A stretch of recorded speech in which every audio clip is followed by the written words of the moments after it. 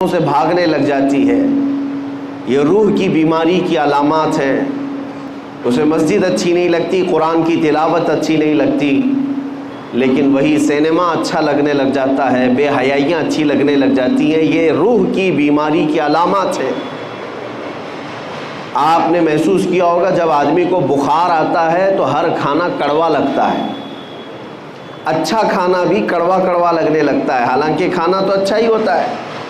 آپ روٹی کھائیں، چاول کھائیں، سالن کھائیں، لیکن منہ کا مزہ نہیں آتا۔ شدت کے بخار میں ہر چیز کے اندر کڑواہٹ کیوں آتی ہے؟ کیونکہ آپ کے اندر بیماری ہے، بخار۔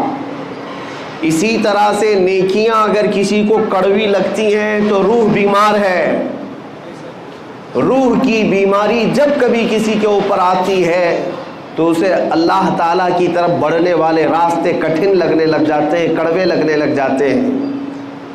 تسبیح بھی تمہارے لیے کڑوی ہے، قرآن کی تلاوت بھی کڑوی لگتی ہے، روزہ بھی بھاری ہے اور نماز کی 2 رکعت بھی بھاری ہے۔ ہم نے دیکھا ہے فجر کی 2 رکعت جن لوگوں پر بھاری پڑتی ہے وہ اسی ٹائم پر فجر کے وقت میں 2 گھنٹہ جیم آرام سے کر لیتے ہیں۔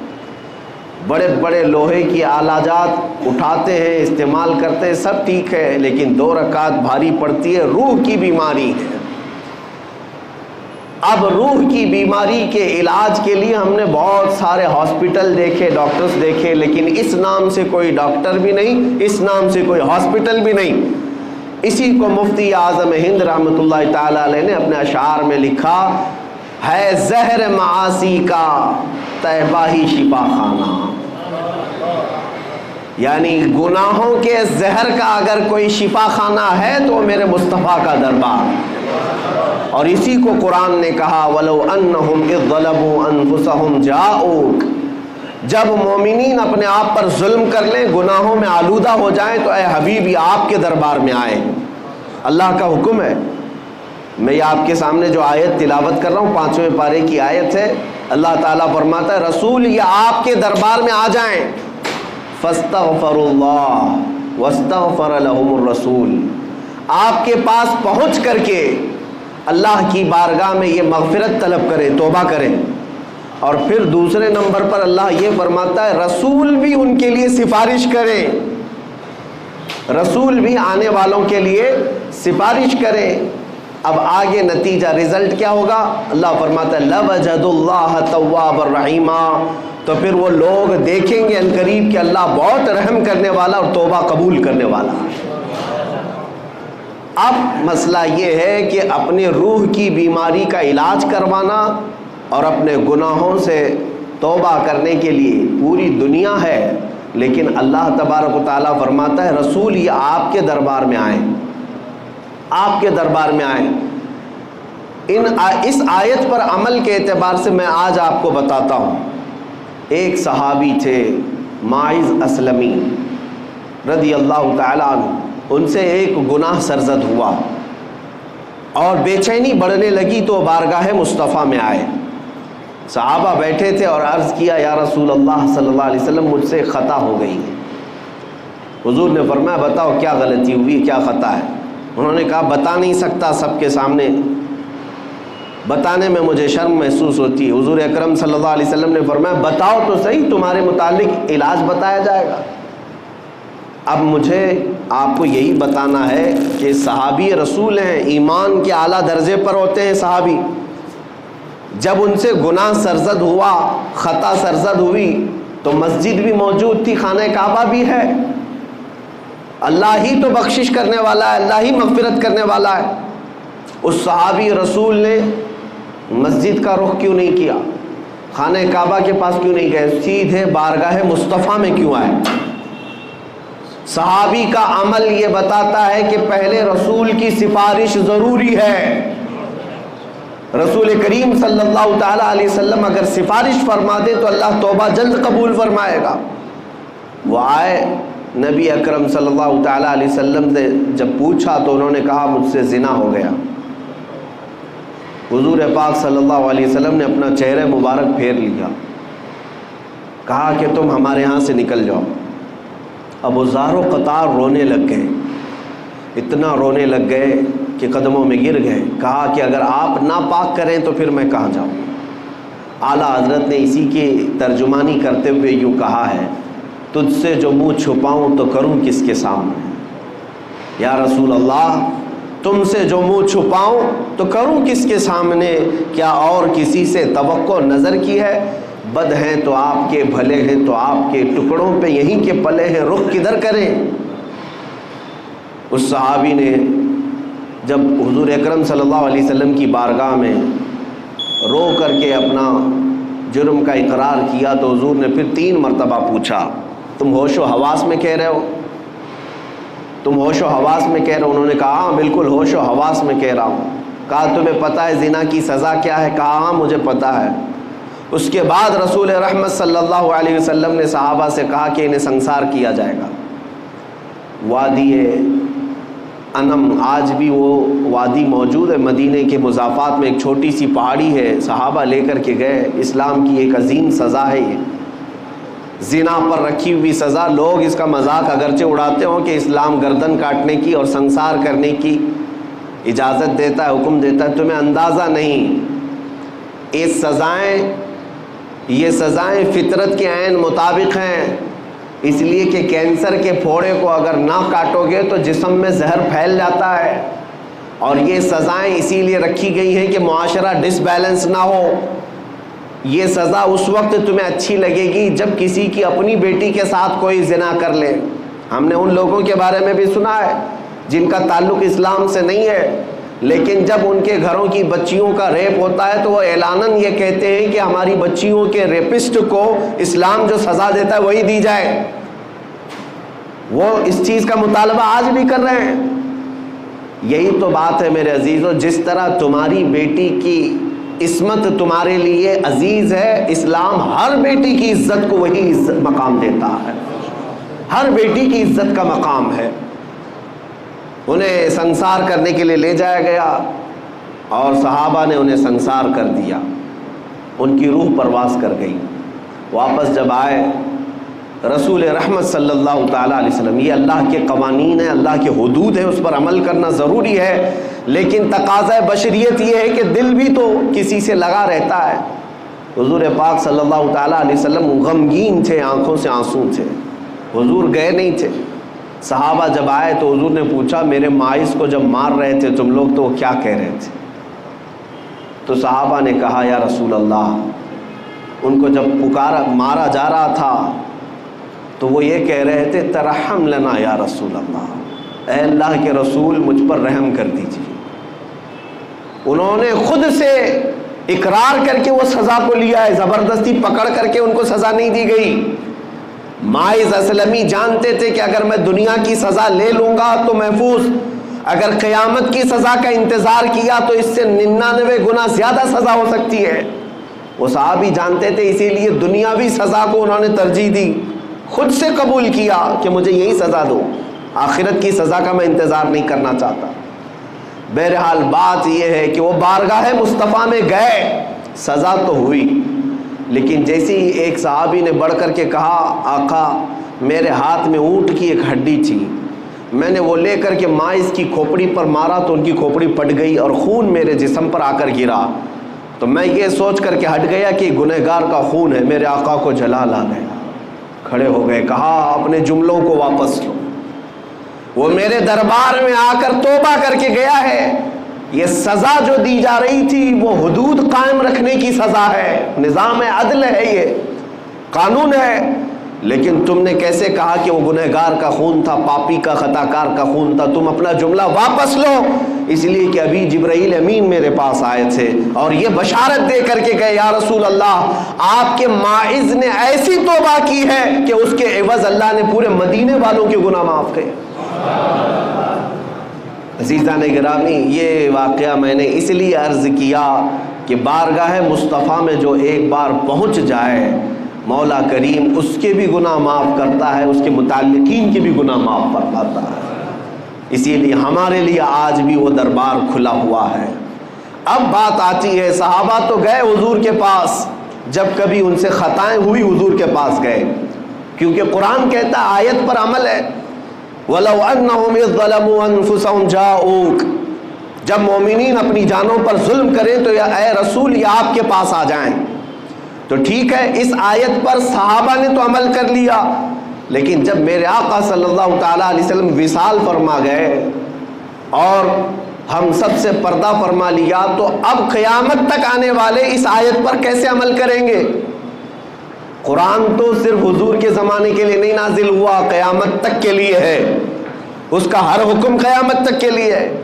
اب اس آیت پر ہم اور آپ کیسے عمل کریں گے؟ مثال کے طور پر گناہ ہم سے بھی ہوئے، آپ سے بھی ہوئے، اور قرآن کہتا ہے جب گناہ زیادہ ہو جائیں تم سے تو جاؤ رسول کے دربار میں، رسول کے دربار میں. اب مان لیا کہ مدینہ کے دربار میں ہر ایک گنہگار کو پہنچنا ضروری ہوتا، تو آج کے حالات بتا رہے ہیں کہ ہر غریب اور ہر امیر نہیں پہنچ سکتا، حالات الگ مختلف ہوتے ہیں.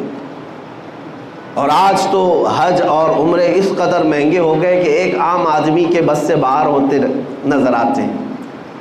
اور گناہوں کا تو سیلاب ہمارے پاس ایسا ہے کہ ہر مہینے جائیں تو بھی کم ہے. تو بارگاہ مصطفیٰ میں جانے کا حکم تو آیا، لیکن جائیں کیسے؟ قرآن تو کہہ رہا ہے جاؤ رسول کے دربار میں، اگر وہ سفارش کر دیں تو اللہ بھی تمہاری توبہ قبول کرے گا. تو اب اس آیت کے تحت تمہیں یہ ماننا پڑے گا اللہ تعالیٰ کسی بھی بندے پر اس کی طاقت سے زیادہ کا حکم نہیں دیتا، اس کی طاقت سے زیادہ کا حکم نہیں دیتا. وہ افریقہ کی سرزمین پر رہنے والے جو 2 روٹیوں کے لیے اپنے پیٹ پر پتھر آج بھی باندھتے ہوں، وہ 2 روٹیوں کے لیے بڑی محنت اور کشمکش میں مبتلا رہتے ہوں، وہ جب گناہ کر لیں تو مدینے کیسے پہنچیں گے؟ ان کے پاس تو اسباب بھی نہیں. اور ہمارے وطن میں بھی بہت سارے غریب ہیں، کیا وہ ہر ایک مدینہ طیبہ اور عرب کا سفر کرنے کے قابل ہے؟ نہیں ہو پائے گا. اب اس آیت پر عمل کا طریقہ کیا ہوگا؟ گناہ ہم سے بھی ہوتے ہیں، آپ سے بھی ہوتے ہیں، اب حضور کے دربار میں جائیں کیسے؟ تو مفسرین فرماتے ہیں یہ اللہ تعالیٰ کا نظام ہے کہ وہ اپنے بندوں پر اس کی طاقت سے زیادہ، بندے کی طاقت سے زیادہ کا حکم نہیں دیتا. آج اگر ممبئی کی سرزمین پر تم بیٹھے، دلی کی سرزمین پر تم بیٹھے، غریب ہو، اسباب نہیں، استطاعت نہیں، گناہ ہو گئے، خطائیں ہو گئیں، اب مجھے اپنی توبہ کے لیے بارگاہ مصطفیٰ میں جانا ہے لیکن اسباب نہیں، تو اللہ تعالیٰ کی اس آیت پر عمل کا طریقہ یہ ہوگا کہ جس دن تمہیں احساس ہو جائے مجھے توبہ کرنا ہے، کسی بھی گوشے میں بیٹھ جاؤ، آنکھیں بند کر لو اور میرے مصطفیٰ کو حاضر و ناظر تصور کر لو، اس آیت پر عمل ہو جائے گا. یہ اتنا تصور کر لو کہ میں رسول کے دربار میں آ گیا، اتنا بھی تمہاری حاضری کافی ہے. پیدل چل کر کے یا پلین میں جا کر کے یا کسی بھی طرح سے مدینے میں جسمانی طور پر پہنچ جانا ہی ضروری نہیں، تم جس مقام سے بھی میرے مصطفیٰ کو پکارو گے تو یہ حاضری تمہاری مقرر کر لی جائے گی اور اس آیت پر تمہارا عمل مانا جائے گا. آج تم سے گناہ ہوئے، شام میں بیٹھا اور میرے آقا کا تصور کیا اور کہا یا رسول اللہ میں گنہگار ہوں، میں خطا کار ہوں، کر کے تمہارے گناہ مانگے تمہاری پناہ، تم کہو دامن میں آ، تم پہ کروڑوں درود. اعلیٰ حضرت بریلی شریف میں بیٹھ کر کے ہی تو یہ تمنا کر رہے تھے، گندے نکمے کمی، مہنگے ہیں کوڑی کے تین، کون ہمیں پالتا، تم پہ کروڑوں درود، بے ہنرو بے تمیز کس کو ہوئے ہیں عزیز، ایک تمہارے سوا تم پہ کروڑوں درود. بارگاہ مصطفیٰ میں جب بندہ یہاں سے آرزو کرتا ہے، تمنا کرتا ہے، تو میرے مصطفیٰ کریم صلی اللہ تعالیٰ علیہ وسلم وہی مدینے سے اللہ کی بارگاہ میں اس بندے کی سفارش کرتے ہیں، مولا فلاں بن فلاں نے مجھے آج پکارا ہے، فلاں کا بیٹا گناہوں سے توبہ کرنے کے لیے بڑی دور سے مجھے پکارا ہے اور میں اس کی سفارش کر رہا ہوں، مولا تو اس کی توبہ قبول کر لے. عزیزان گرامی وقار، حج پر ہر ایک کا جانا ممکن تو نہیں لگتا، لیکن بارگاہ مصطفیٰ میں ہر ایک کا پہنچنا ممکن ہے.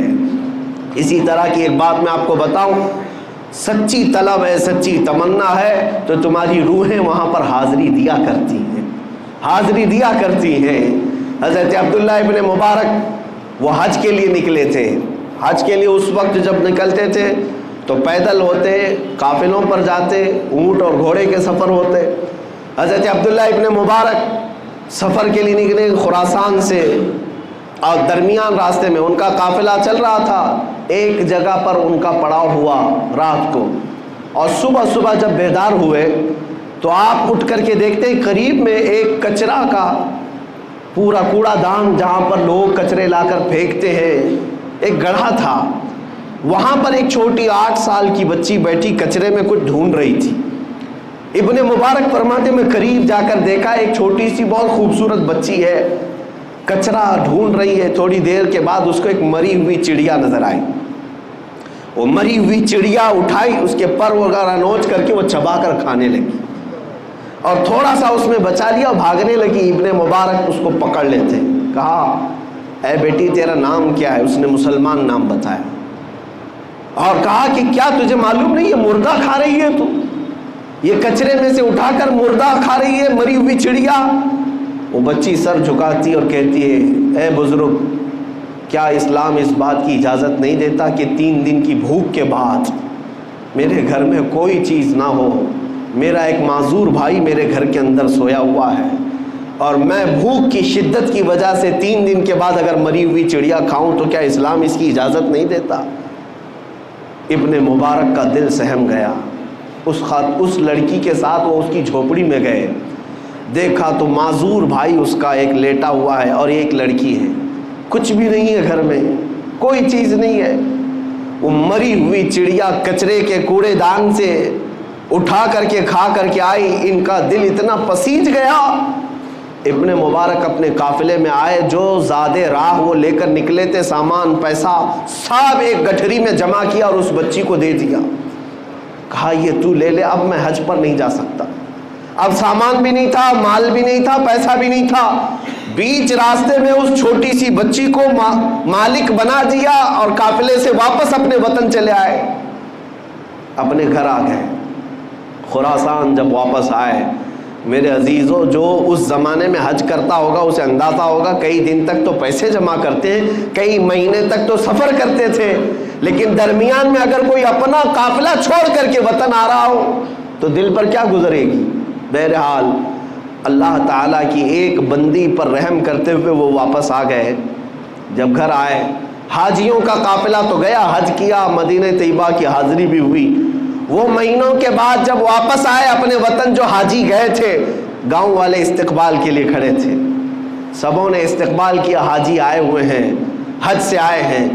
تو ان حاجیوں کے استقبال کے بعد لوگوں نے پوچھا حج کیسا ہوا تمہارا؟ حج کی کچھ اپنی کاروائیاں بتاؤ، کیسا حج کیا؟ وہ جو حاجی گئے تھے وہ کہنے لگے کیا کہنا ہمارے حج کا، عرفات میں تو ہم عبداللہ ابن مبارک کے ساتھ دعا کر رہے تھے، مزدلفہ میں عبداللہ ابن مبارک نے ہماری امامت کی ہے، کنکریاں ہم نے ان کے ساتھ ماری ہے، بارگاہ مصطفیٰ صلی اللہ علیہ وسلم میں جب ہماری حاضری ہوئی عبداللہ ابن مبارک جیسا امام ہمارے ساتھ تھا، تو حاضری کا کیا کہنا؟ ہر حاجی عبداللہ ابن مبارک کا نام لے رہا ہے۔ تو گاؤں والے تھے، پریشان تھے، حج کے دنوں میں تو عبداللہ ابن مبارک یہیں تھے، حج گئے نہیں، اور ہر حاجی کہہ رہا ہے کہ ہمارے ساتھ عبداللہ ابن مبارک، یہ کیا ماجرا ہے؟